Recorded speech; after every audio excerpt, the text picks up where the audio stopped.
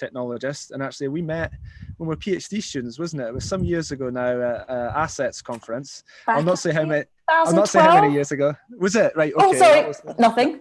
That's like fine. Dundee, Just showing, yeah, showing our ages. But yeah, so we met then, and yeah, we've sort of stayed in touch throughout as well, and it's been wonderful to hear about the INCA project. So this is the sort of work that Abi's going to be talking about today, is the MakeWrite system for there. So I'll be quiet and I'll turn my video off, and I'll give you the stage.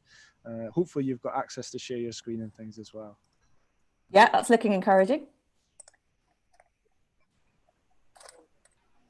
Great, we're on. So this is me. Hello. What can I make myself? Something like this. Hello. So hello, I'm Abi. I'm a speech therapist researcher and a technologist based at City Uni HCID in London, alongside some of the amazing colleagues that you will have seen over the last few days and that you will see over the coming days. I'm going to do a little demo of some really cool work that I've been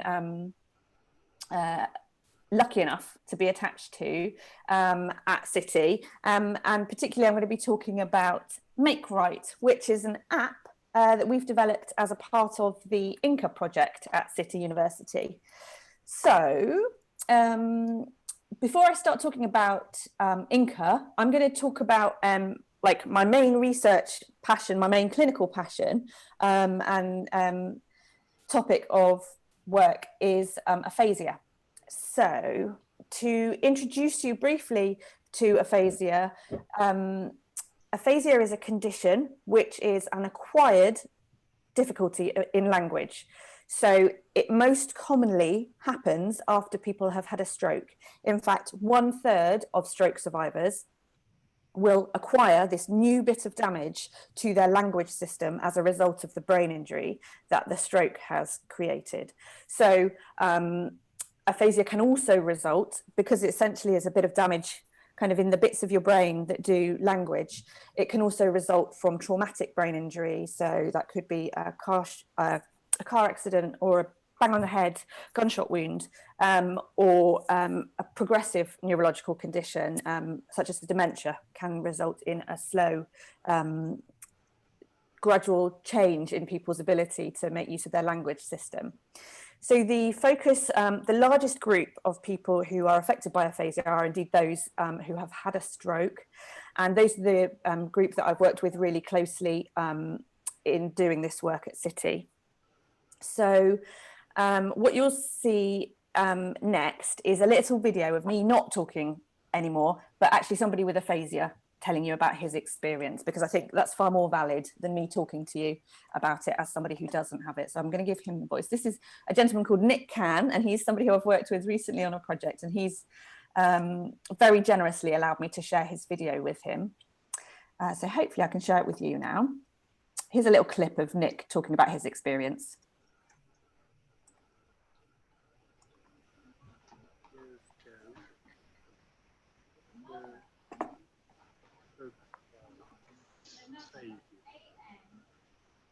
Northampton, Thursday,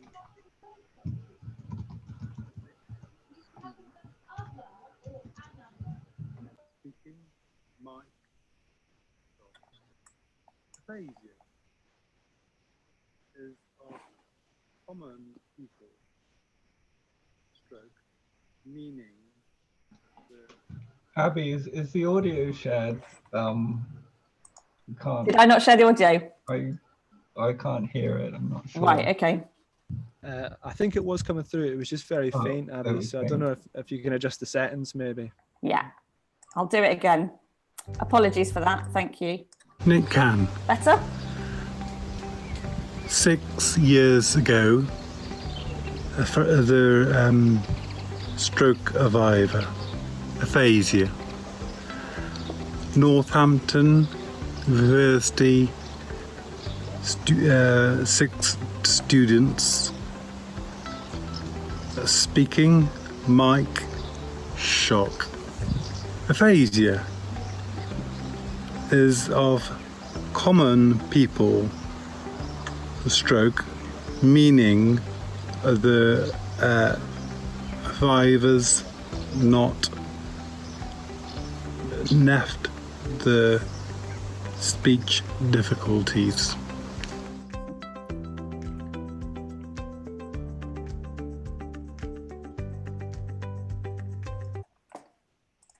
Okay, so that was Nick. Thank you to Nick for letting me share that. Nick is somebody who experiences speech difficulties as a result of his aphasia, and his aphasia comes as a result of a stroke 6 years ago.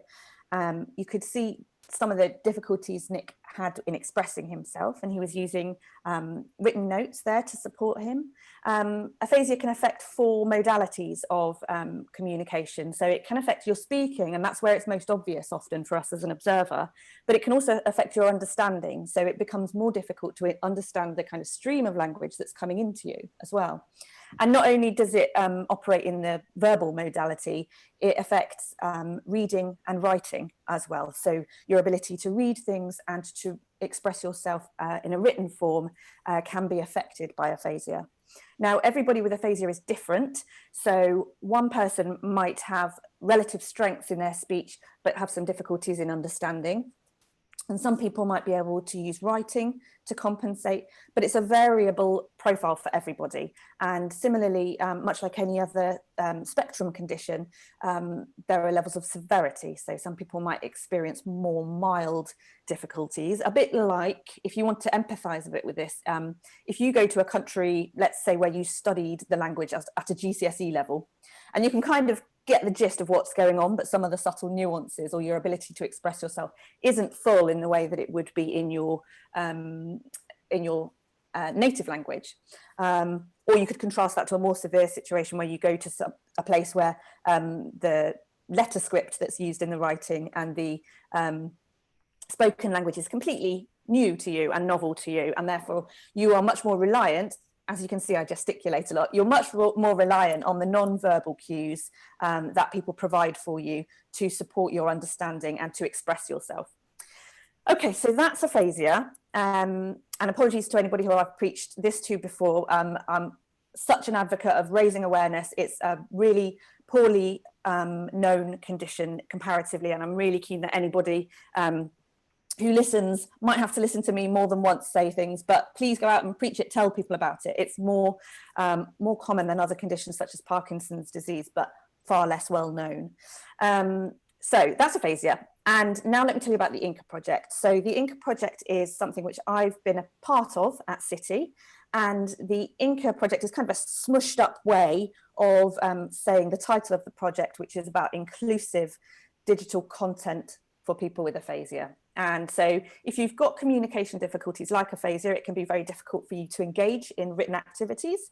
And lots of therapy, from a clinical therapy perspective, might focus on getting you the ability to express your basic functional needs. And obviously that's vital if you want to be able to express needs. However, for me, language also offers this incredible, rich, emotional interaction engagement that we can use to make sense of our world, to express our kind of inner emotions. And creative language use is sometimes overlooked in our therapeutic context, or in the building of technologies to support communication for people with aphasia. With this in mind, I'm just going to mention my colleagues who I've worked with on the INCA project. The brilliant Dr. Timothy Neat has done so much of the fantastic development work on, well, all of the development work on all of the technologies that we've created. And this is under the supervision of our professor, Stephanie Wilson, our co-investigator, Professor Jane Marshall, and our excellent colleague, Associate Professor Madeline Cruz. And we cover the span of speech and language therapy research and human-computer interaction research. And I kind of sit somewhere in the middle, undecided about which fence I'm going to sit on. Or sitting on the fence, I don't know. I'm maybe taking the metaphor a bit too far there. So, crashing on. Let's talk to you about INCA. What we've realised is, in the case of expressing yourself, either verbally or through a written format, one of the things that is a challenge for all of us is the blank page.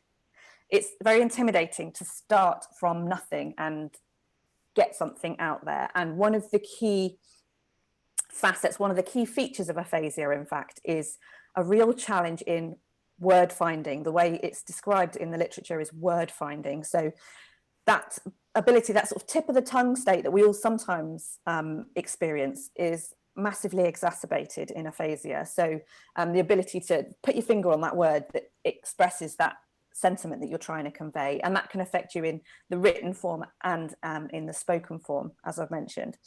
So what we've tried to do with MakeWrite, which is an iPad app, is to support people not from having a blank page, but instead to give a few examples of some content. Here's a bundle of words that you can like pick from. Let me narrow down the whole vocabulary of, let's say, the English language that you might have to select from, and which is terrifying, and present you just with a small constrained set that you can choose from, and use that as your starting point to express something. And in that regard, we've created this app, which is MakeWrite. And now I'm going to try, this is like my most advanced level sharing, so I don't know if it'll work. I'm going to try and share the iPad that I've got in front of me, which has the MakeWrite app on it. So I've already ticked the box now that says share computer sound. So I'm one level up on where I was for the first video. Now I need to do this mirroring thing.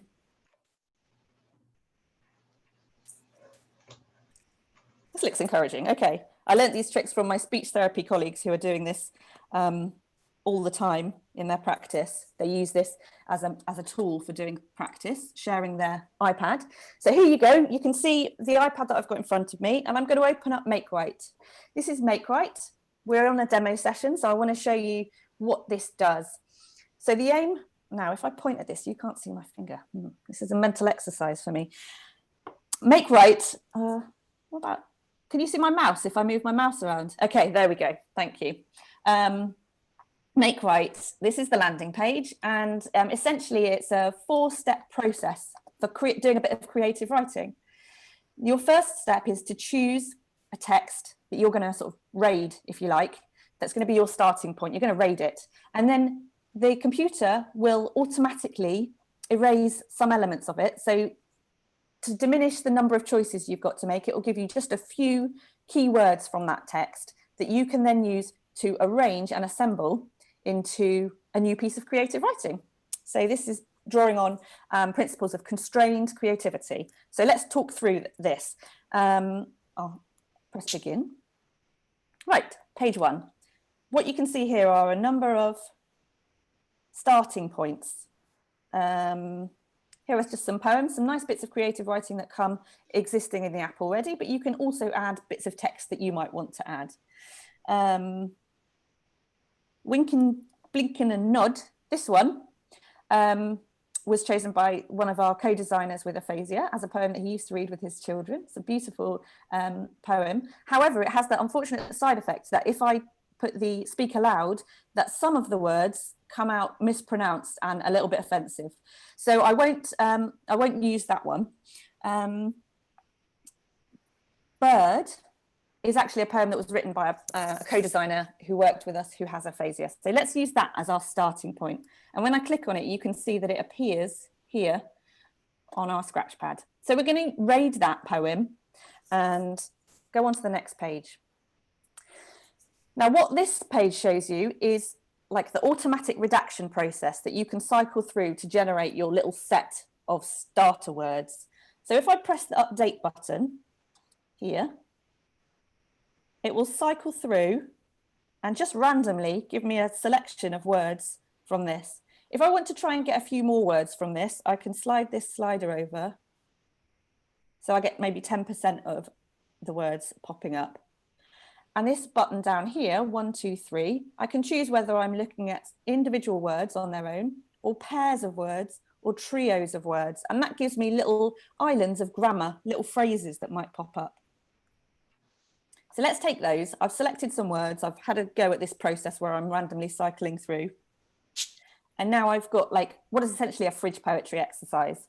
I've had all of the words presented to me, and I'm going to reduce them down and try and make a new poem out of it. So this is where I bare my soul and I'm vulnerable on screen, and I'm trying to do a bit of live poetry in front of you all. So I can see the word imagine here. Imagine you're somewhere and I can't go. Okay. So then I'm just going to delete these superfluous words. If I wanted to, and I felt like this didn't really convey the sentiment that I wanted to get across, or I wasn't able to do anything particularly inspired, I could press the new word button and go back to that pool of leftover words from the original poem and raid it for a couple more examples. But I'm quite happy with what I've got there. So now that I've done my little bit of fridge poetry, I'm going to go on to the next page. And this is the page where I can share it. Now I'm going to put my, I'm going to attempt to read aloud, press the read aloud button and see what happens.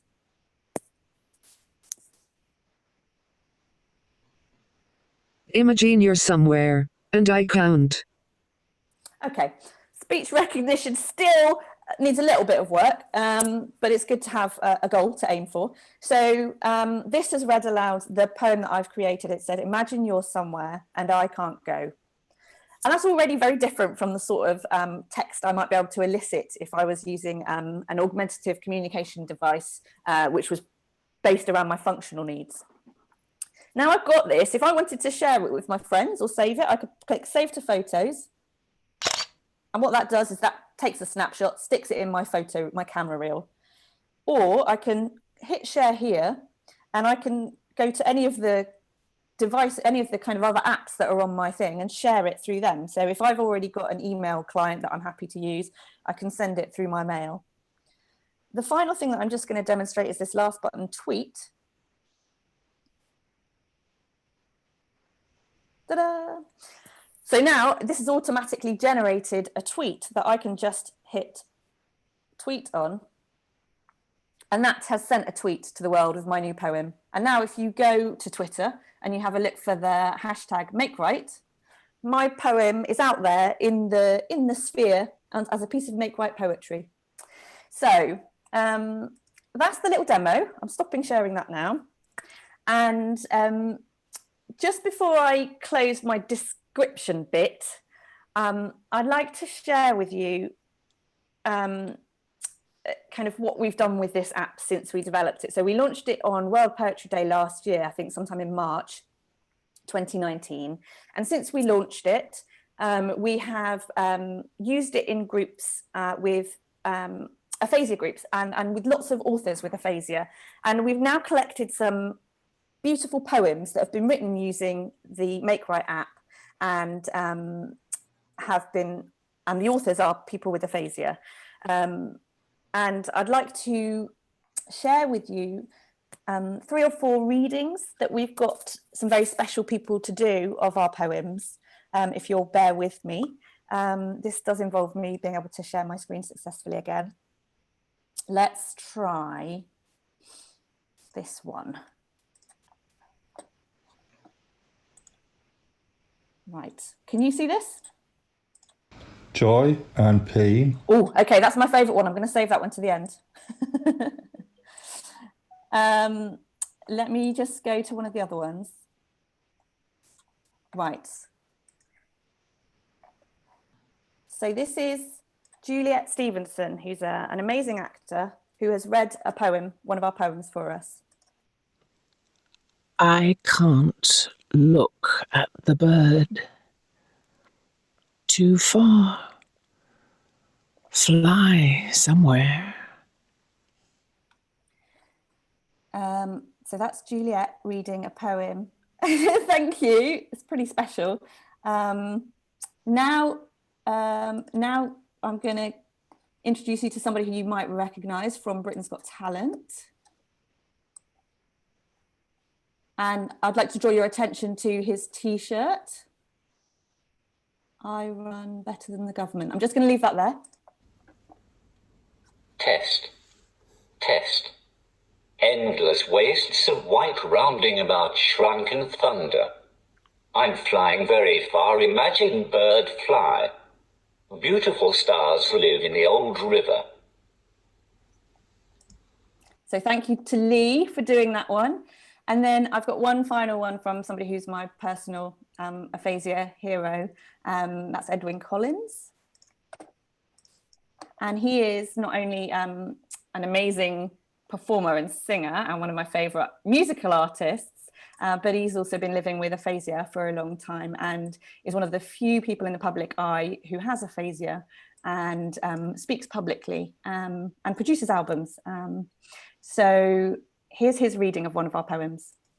Joy and pain, heart, no, here, campfires, skies, silence.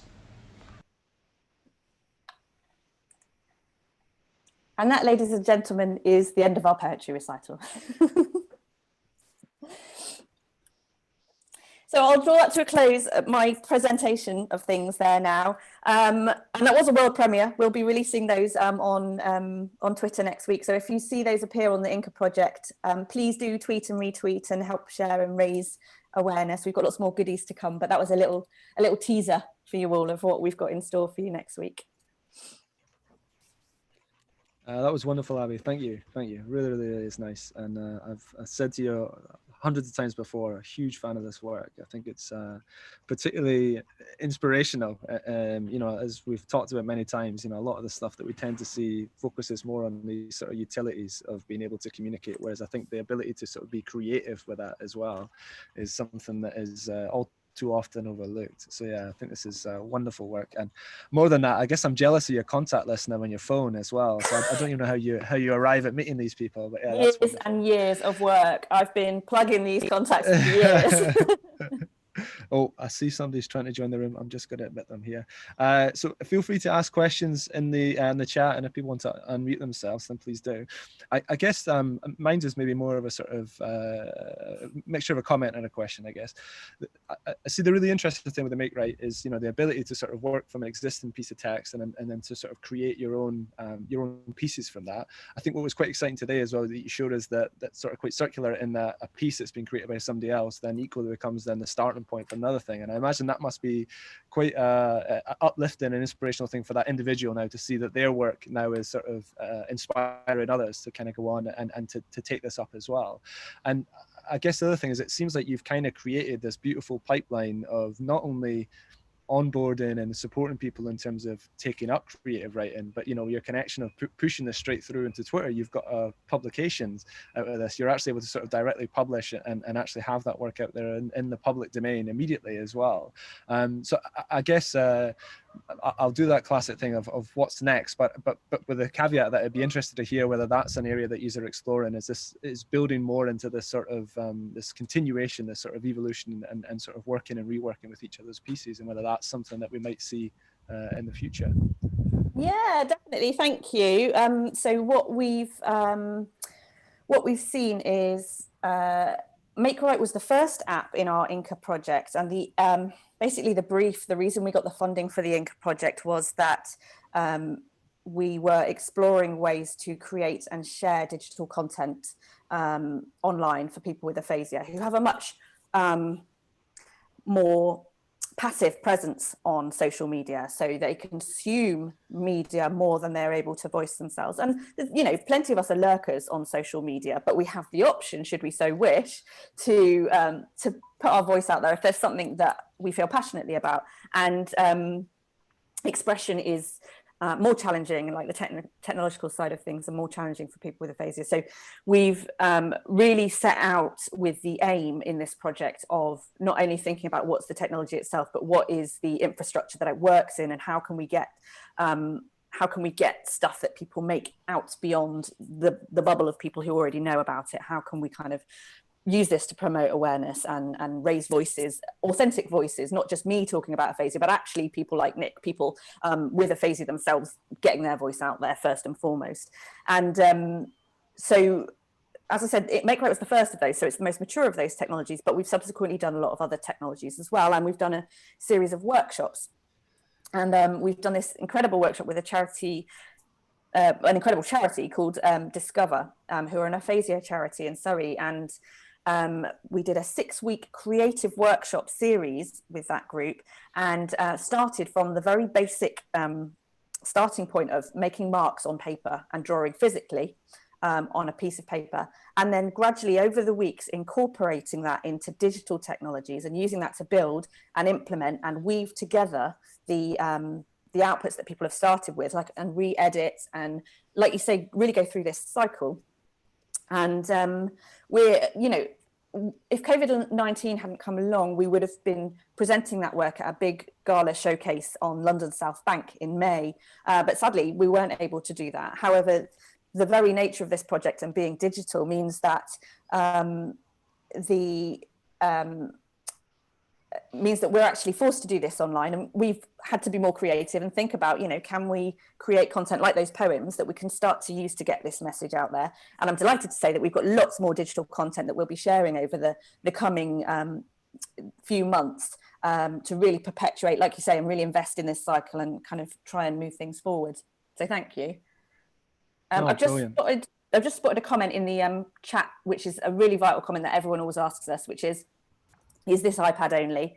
And the answer is, at present, it's iPad only, but happily, we've got some investment now, which means that we will be working on getting an Android release and platform generic, so probably a web-based app that will be accessible on a number of different platforms from September. So that's a positive thing. So thank you. Watch this space. That's fantastic. Yeah, so I encourage you to go and download the MakeWrite app and give it a try. It's iPad only at the moment. I had a little play. I've forgotten, Abby, I've not sent you it, and I've not got my iPad with me, so I'll send you it after. You can share it later. I'll get someone famous to read it for you. Oh, Kyle. No, I'd be up for that. That'd be lovely. Yeah, great. Okay, well, big round of applause for Abby and the team. As to say, really lovely work now. And we're actually, believe it or not, we're on time. This is fantastic. Yes, that never happens with me. Yeah. So up next then, Andrew Dow is going to unmute himself, and he's going to present some of the work that he's been working on with Dalya and myself and the Northumbria Healthcare Trust. This started as a bit of a project that was funded by the Health Foundation, where we were looking at real-time engagement with NHS staff. And actually the sort of COVID-19 and the lockdown measures put a hard stop on some of the activities that we'd been doing. But what was quite exciting actually is the way that Andy and Dalya sort of pivoted that work and worked with the team to sort of try and respond and support that. So I'll be quiet now and I'll let Andy take over. I hope you've got host privileges, Andy, and you can share. I do have host privileges. So does that, I've never had co-host privileges before. Does that mean I can just start sharing my screen? Yeah. I'll find out in a second. Sorry. Good introduction there, Kyle. That's kind of covered some of the points. Chrome, there we go. Sure. No. Chrome. Sure. Can people see that? Yeah. Great. Okay, so I'm going to introduce CoronaVoice, which, as Kyle's just mentioned, there has been part of a project that I've been working on with Kyle and Dalya Al-Shahrabi, who's also on the call. So they will jump in if I say anything that's wrong, particularly if I try and explain anything to do with statistics. I'm hoping I'm going to get some support there. Yeah, guys? And as Kyle's mentioned, this is a project that's resulted from pivoting from a previous project that we've been doing for some time with the Northumbria Healthcare Trust, and that's been, as it says on the screen here, we've been looking at up until now methods for capturing staff experience, particularly related to well-being, but under CoronaVoice, but in general, staff experience about their job roles, about other ways that might be impacting their life in a real-time way, and exploring what the concept of real-time might look like. But as Kyle said, Corona has come along, and we've pivoted that to a different, well, I have it in a different way so that we can see if we can help. So, what have we been doing? So I'll give you a little bit of background for the project so far. So as I say, it was a staff experience project. Working with Northumbria Healthcare Trust, they've got a great patient experience capture team. They're actually very, they're like best in the top of their class for the NHS Trust capturing patient experience, and they were looking to mount a project where they build staff experience into this as well. And so we were along, we had some funding from the Health Foundation, and we were along with them to look at how we could maybe support that in a digital way. And that all comes out of, you know, we're looking at, well, the NHS, the massive organization, 1.4 million staff. From them, 40% say they've been unwell due to stress at work, and that well-being, their wellness, has the knock-on impact on patient care and patient safety. So we were involved to see if there was ways that we could capture and learn from this experience in different ways, building a real-time picture of staff experience. So one of the ways they were doing that was conducting large surveys over the year, but they would do those quarterly. We're looking at, can we do that more granular? Can we have a look at that on a month-by-month basis, on a week-by-week basis, or, you know, a daily basis or an hourly basis, and really explore that question of what real-time feedback is and how we can create that more granular picture. And this project was a chance to bring together a bunch of different projects at Open Lab, where I was an RA doing this project with Kyle. I'm now a lecturer at Northumbria, but this has continued on to have a new life. But when we were thinking about technologies for capturing experience, we had a lot to choose from at Open Lab. So if you're familiar with the Digital Civics program there, that's produced a lot of different technologies that look to, in some way, maybe increase citizen participation in services and local government. So there's a lot of different technologies to choose from. And part of the work we were doing with Northumbria was bringing a few of these technologies into the mix, looking at the challenges that they were facing to capture feedback in this huge trust, so 10,000 staff in Northumbria, to contribute towards this real-time picture. So to do that, we've been running workshops where we're introduced to these different technologies. That's a handful of them there. That's one of them on the left that is Thought Cloud. That's a continuation of my PhD research. Gabber in the center there, there was a demo of that on Monday. That's Jay Rainey's project that captures audio, uses audio capture so people can interview each other, and a whole qualitative suite of tools to make sense of that data. On the right is Poster Vote, which lets you have these interactive posters so you can quickly capture feedback from people, and that's one of the places we used it. That's it in a waiting room in a hospital. So we had all these different technologies to choose from. We had an engagement where we were embedded with the staff experience team, the patient staff experience team, led by Annie Laverty, who's been a fantastic collaborator. And we were working with them and Annie's team to see, you know, where could we help, where could we add value to their project for capturing staff experience. And after a year's work, we decided to run a trial with Gabber, and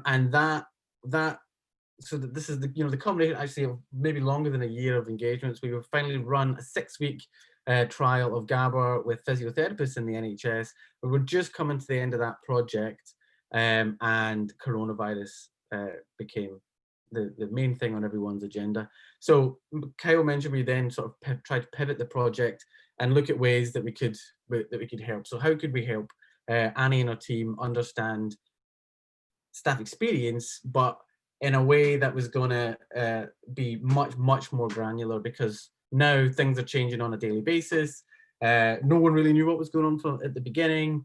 The government was changing policy. There was different announcements happening all the time. So how could we capture that really quickly and really easily? And what we proposed was that we put the Gabber project on hold, and we switched to Thought Cloud. So this is Thought Cloud. This is not the version I built for my PhD. This is the fantastic version that really actually works that Dalya built. When I built it, it was an Android-only app. Now it's a cross-platform dynamic web app that looks just as good on a browser, on a laptop, as it does on any mobile phone. And you can see it's really simple concept. It provides you with a micro survey that you can get out in a variety of different ways. We can push people towards it in different ways very easily. And it lets you ask, it just says you can have 2 questions and that's it. And the first one, you get the smiley face, Likert scale. And when we originally had that as the original question in Thought Cloud, the idea was it was used as a kiosk and people could see those smiley faces. They were familiar with them and would drive people towards leaving quick feedback as they passed. So once they vote using the smiley face, you're sucked in, we get another question, and then we ask you to leave an audio or video feedback. And we've since added text feedback to that as well. The new version of Thought Cloud also gives you instant feedback. So if anyone's tried it, they came to this session, we sent out a bunch of links. You'll see that the new one immediately lets you see what other people have voted as well. So again, trying to drive that engagement because you're enticed in with getting to see what other people think at the same time. So that was Thought Cloud. And we thought, as I say, as we're looking to get this granular feedback on an ongoing basis, if we retooled that a bit, and we just asked people, you know, it's very lightweight, it doesn't take a long time to fill in the survey, as you've seen, and we're just quickly looking at how people are motivated. Obviously, we've swapped out the smiley faces, you can see, for a 10-point scale, but you're still getting that instant feedback as well. And we do offer people the chance to leave audio feedback as well as text-based feedback. But since we launched CoronaVoice, so Thought Cloud was rebranded as CoronaVoice, since we launched that on the 6th of April, we're approaching sort of 10,000 interactions with staff across all different sites at the Trust. And I think one person's left an audio message. So this has been not just a chance to capture staff experience at scale, a really, really intense, confusing time for everyone, but also we've been working closely with Annie's team on how we can develop the tools that Thought Cloud, now CoronaVoice, gives her team to understand the data and report that data in a useful way as well. So that's the front end. So I'll get to the demo in a second, it'll be a bit clearer, so I won't go into too much detail. That's what we look like on a mobile phone. At the back end, we've been developing this much more sophisticated, Dalya has been developing a much more sophisticated dashboard that allows for these glanceable statistics. So this is, you can see it as of the other day when I took this screenshot, we're approaching 10,000 responses altogether, and you've got all sorts of other graphs that I'll introduce in a second as well as I do the demo. But as I say, we've been really, really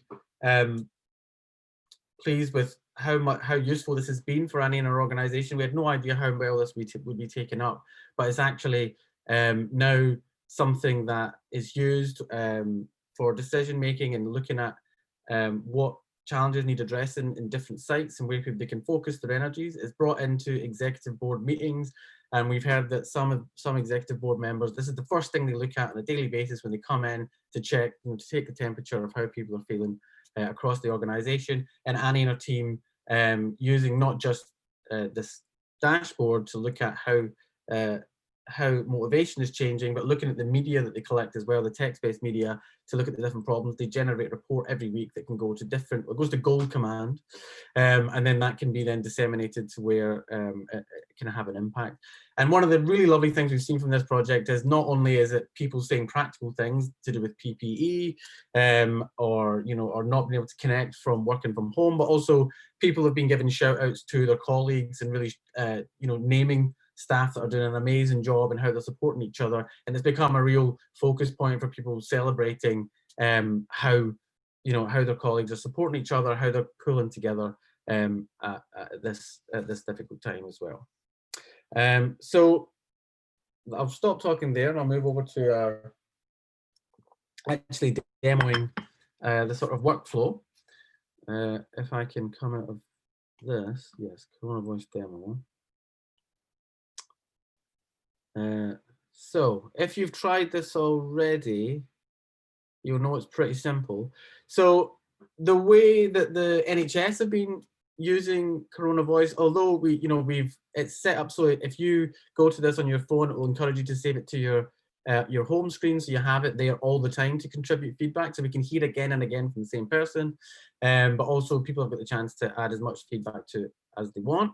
But once as you will have seen, the way that we've dropped, if you've looked in the summer schedule, we've dropped some URLs for people from different organizations, perhaps involved in the summer festival. If you follow that URL, that would get added to this home screen. So anytime you come back to CoronaVoice, if you did save it or you did return to the website, it would know, oh, by the way, you're a member of OpenLab, you've left feedback before, and you've got this button to ask, you know, if you want to leave more feedback. So I'm going to leave feedback for, well, I'll leave feedback for NorthLab now because I've now moved over there. And then straight away, it's asking, you know, how you feeling? I feel great, obviously, because I'm presenting at summer school, and what's better than that? Then I'm through to this screen, and you've got, this is, as I say, a chance for us to get a bit more richer detail about why you might have voted or rated in a particular way.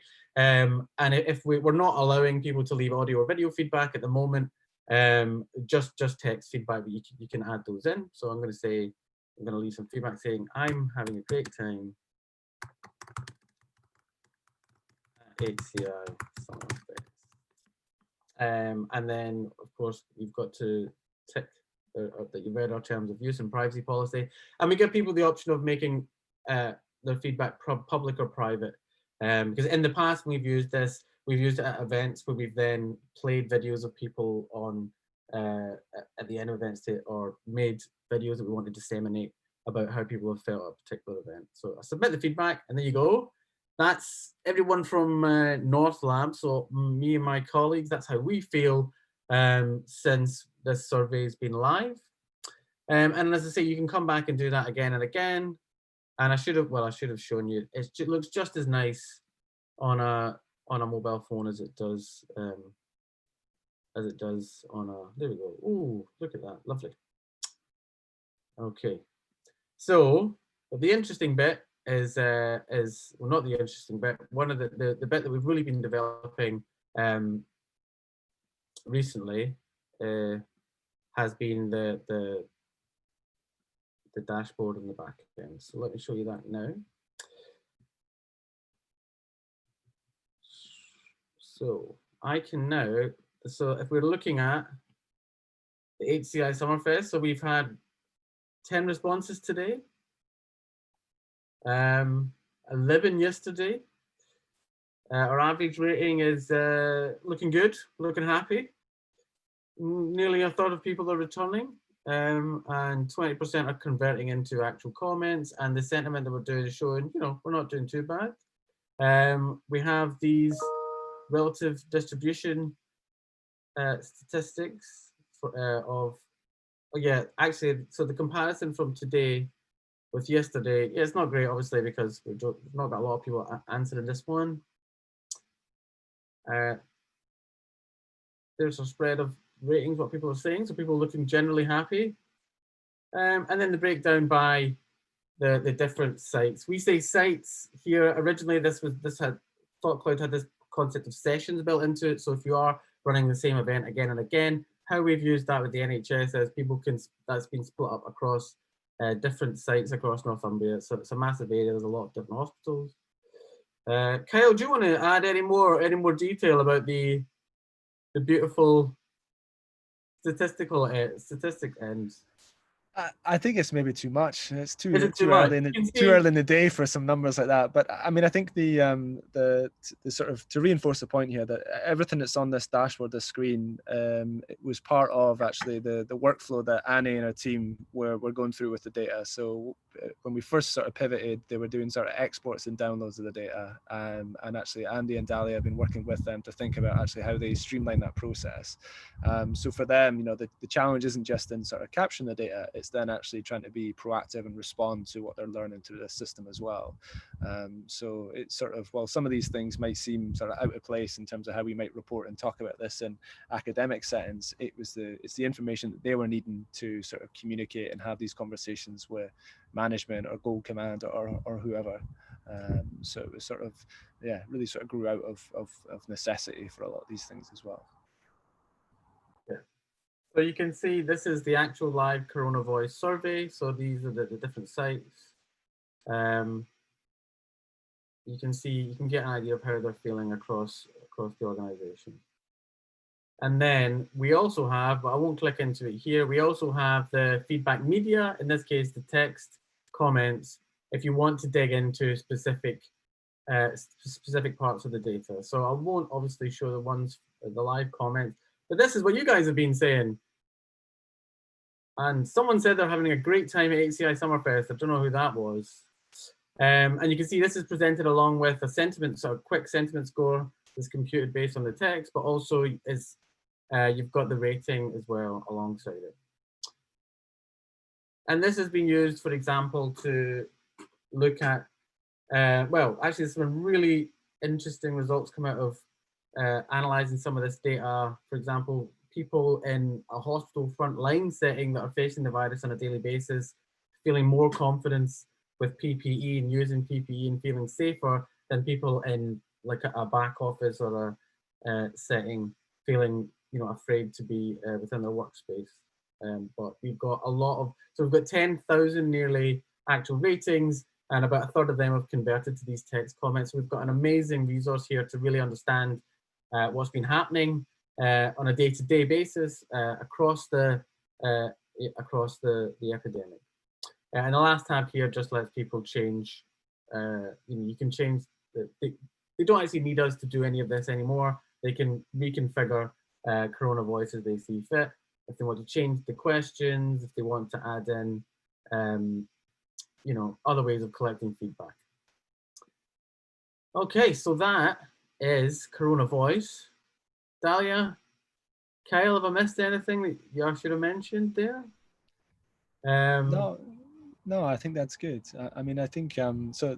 The thing we need to do is put our hands up and say this is early doors. You know, oh, yeah. This started, you know, as the lockdown sort of measures were put in place, and the team here have sort of pivoted. So we don't necessarily have any concrete things to report yet to the HCI community. Hopefully we'll have soon. I mean, one of the things that we're quite excited to explore, and in fact it came from our collaborators, is they're quite keen to see the impact that Boris and his pals are having on the morale of the NHS staff. Because we, whenever Boris appears on TV, we do see some changes in behaviour when people start rating again. So, well, whenever Dominic Cummings takes a drive. Yeah, exactly. So one of the things that we're quite interested to do is to sort of dig in a bit deeper and look at some of that data and look at the sort of broader impact. But I think the sort of immediate use of this has been helping focus the team and drive them towards things. And I don't know whether you want to say something about the rewards and recognition thing, because obviously that was it's a huge driver for the NHS in particular this year. And maybe you want to talk about that and how Annie and the team have been using it, Andy. Yeah. So, well, I mentioned sort of briefly as I went through, it's become this, it's become a way for people to give shout outs to actual individuals that they've seen doing heroic acts or amazing deeds, so that they would name an individual and say what they did. And then Annie's team have been following up to make sure that these messages are getting passed out. So as I said, we've got a massive volume of text data to go through. And Annie's team go through that and take out every name and make sure that that person, that they reach out to that person in some way to let them know that others are saying what a great job that they're doing. And the NHS has various different mechanisms for doing that. It has a platform on its intranet to say you're doing a great job, but even, you know, Annie's team would be known to actually go out to the places and the spaces where people are working to say, you know, they're being recognized in this way. So a lot of brilliant use has come of it, a lot of really fascinating data sets. So we're still trying to think about, well, one thing is at some point we are going to close down CoronaVoice, but our collaborators are keen to convert it into something that can be ongoing. But we've seen that as the crisis has gone on, there's been a big drop off of people taking part, apart from those spikes that we see sometimes. And engagement with it, which we think might be linked to the government saying something particularly stupid or annoying the workers of the NHS. But other than, you know, having a pandemic, we want to think about how we can keep the new people that we've seen coming. We've got the usual people that make their views known there the whole time, but these extra people, these thousands of extra people we've seen come to us, how do we keep them? As Kyle mentioned, we'll be looking at whether we can correlate the events in the media with patterns we're seeing in the data. But we also want to make the most of this data set as well. So what we want to tell the story of the workers that we've captured here. We're already, there's a plan to do like portrait photography of different individuals and use the data we've captured to share their experience as well, and then have a way of presenting that, whether that's probably going to be in a public setting, but some kind of online archive. And oh yeah, and Annie's also going to be on Radio 4 talking about this as well, because the project's garnered a lot of attention. And then finally, just I'm throwing in there, really my interest would be, how could we, going forward, hand this over more and make to staff driving it themselves. The system is there. It doesn't really, although, you know, Annie and her team have been fantastic at getting it in front of people, there's no reason why anyone in any workplace couldn't just take this and run it for themselves and get their colleagues engaged in leaving feedback and understanding what's going on across their organization. So how do we make systems like this more citizen-led, more staff-led? And that's everything from me. I hope that wasn't too long. No, you're all right. To be able to share this project. Oh, Dalya, did you want to add anything? I didn't do the thing where I said thank you so much to Kyle and Dalya and Annie and her team, and you know, Paul Drummond there, and Julie, and all the amazing people at the NHS and everyone that's made it possible. I mean, Dahlia's worked so hard to actually build this system and respond to the different building the different things, and Kyle's been fantastic as well. So yeah, Andy, we're just so used to the Andy Dow show that we've stopped even getting bothered now. We just deal with it. Yeah. Thanks, guys. Thank you. Yeah. So we still have a few minutes for questions. If anyone wants to sort of jump on the mic and ask or type. We see we've got a comment saying they love the idea of the photos of the staff with the comments. Yeah, again, this was really exciting for us. This is news that when we jumped in with one of our meetings with the team, they announced that this was happening. So they've apparently got, I'll show my ignorance, I don't know the name, but they've apparently got quite a famous portrait photographer who's going to come and take those. And it was part of this, the untold stories, I guess, of the NHS through the pandemic, and trying to really sort of raise a bit of awareness for that. So yeah, Abby, absolutely, jump in. Yeah. Thanks so much for sharing your work, Andy and Kyle and Dalya and team. I love what you've done, and I'm a speech therapist, as I said, and I've been getting sent pulse check emails from my body, which obviously have a much longer turnaround, and I'm so thrilled to see that you've got this system in place for very live feedback. From my perspective, I'm just really interested to hear how people in the NHS have been able to access this. One of the things that we've found is that so many browsers and software and things like that operates historically in the NHS won't accept, or will, you know, shut down kind of more up-to-date innovations, and I'm really interested to hear how you've managed to achieve that. Who wants this one? Well, it sounds like a Dalya one for some of the technical stuff, but we shouldn't forget the one about the domain name as well. That was a funny one. Yeah. So we have loads of difficulty. We had to have some, so like for the domain name, we had to have some talks with IT. Well, actually have talks with the team, the staff experience team, to talk to IT and like facilitate whitelisting some domains, which kind of happened a bit late. But we have been, so the whole thing is built to be like a web app, a progressive web app, so that it's kind of more accessible on most devices that you can have. And if you put the video and audio aside, because that is a little bit hard to support on all browsers, it has been tested on most browsers, including Internet Explorer, because that is something that people in the NHS still use. Yeah. So yeah, and we had some trouble with keeping people logged in as well because of some cookie policies, and that's why we eventually introduced anonymous users who just leave a feedback and that's it, rather than like be able to go back and just like view the history and all of that. So yeah, these were the main measures, I believe. Like it's just a web app at the moment. Thank you so much. It's so helpful to hear your insights because we're trying to get loads of stuff through. So I've written everything down and I'm going to try and use those as our. I mean, as we're having some trouble right now with the login emails. So the way to log in is that you get sent a magic link that you click and it logs you in. And we're having some trouble getting through some emails. Might be blocking on, like they have introduced some new policies that we're still trying to overcome and like negotiate. I think we're going to see that more and more, you know, as the domain name we bought, you know, was CoronaVoice.app, and straight off the bat, like the NHS decided anything that had COVID or Corona in it was a scam and was trying to basically do illegal things to the NHS, so they put like a ban basically on those.